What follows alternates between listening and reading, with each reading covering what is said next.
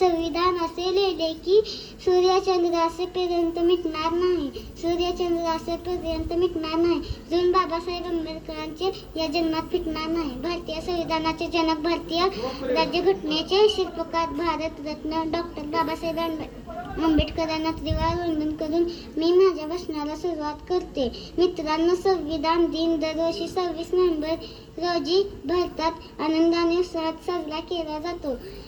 1949 मध्ये याच दिवशी संविधान सभेने राज्यघटना स्वीकारली. त्याची आठवण म्हणून संविधान दिन साजरा केला जातो. भारताच्या स्वातंत्र्यासाठी अनेक महापुरुषांनी देशभक्तीने अथक परिश्रम केले, अनेक क्रांतिकारकांसाठी बलिदान दिले. कोण होते ते? डॉ. बाबासाहेब आंबेडकर. डॉ. बाबासाहेब आंबेडकर यांच्या नावाचा अर्थ बाणेदार, ते स्वभावाने साधक, ते बौद्ध धर्माचे हे हेतू, ज्यांच्या सर्वसामान्याचा बदल समाजात घडवून आणणारे आनंद, सर्वसामान्याच्या जीवनी आणणारा